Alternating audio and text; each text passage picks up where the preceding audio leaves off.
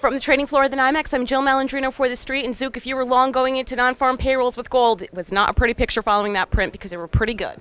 Well, gold, equities, and even copper, they all took a little bit of a skid to the downside. Even crude oil have seen lower numbers today, so a big red sea of blood across the way. Well, as far as the crude complex is concerned, I'm really not that surprised there because the fundamentals there are really squeezed. Well, we've been discussing that for quite a bit of time.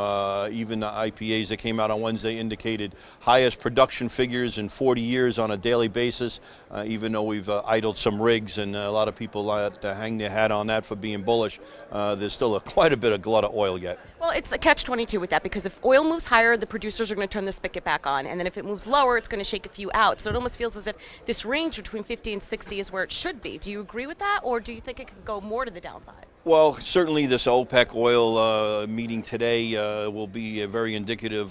Certainly nobody expects any curtailment of any production, so them keeping the spigots on is certainly in the market. But you know, if we have a nuclear deal with Iran, they'll continue to add. If we loosen up a little bit of the what's going on in Iraq, they'll add a little bit. You're not going to get any reduction in Brazil or Venezuela or some of those peripheral countries like Nigeria because they need the revenue, so they're not going to reduce. So the only ones left to reduce is the United States, and we've already seen a little bit of curtailment. Let's switch gears and go back to gold. It's been trading around that $1,200 level for all of 2015. We're now at 1164. Do you think it could move lower to the downside here, or we're just going to trade around that 1200 for now?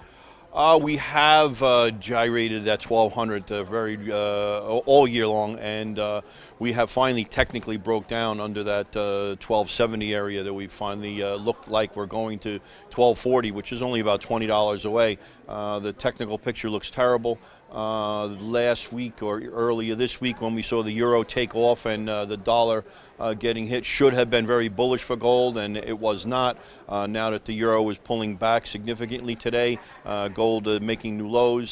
So it's you know, I've always been bearish on gold, but now we definitely technically look a lot lower. All right, now the quiet metal, copper. I've seen a couple technical reports today where some technicians are actually getting bullish on it. You weren't over the past couple days because it's broken down below some key levels. Are you changing your posture here? Technically, it still looks very poor. We have a low for the last 6 or 8 weeks at 266. We've gotten to 267. With everything breaking down this morning, copper has held up fairly well, however.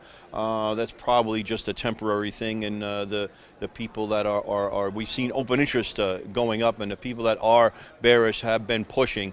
So if we do take out that downside, it'll add to another round of momentum traders to the downside. However, we have seen indications that the material has been outflowing from LME. Cancel warrants have been increasing, which means more material should come out. Shanghai stocks reported today on a weekly basis we're down another 11,000 tons. There's a small backwardation in the front month for COMEX, so all indications are that we're not going to crash in copper, and now that the shorts are adding, they'll get caught at some point also. All right, thanks very much, Duke. From the trading floor of the NYMEX, I'm Jill Malandrino for TheStreet.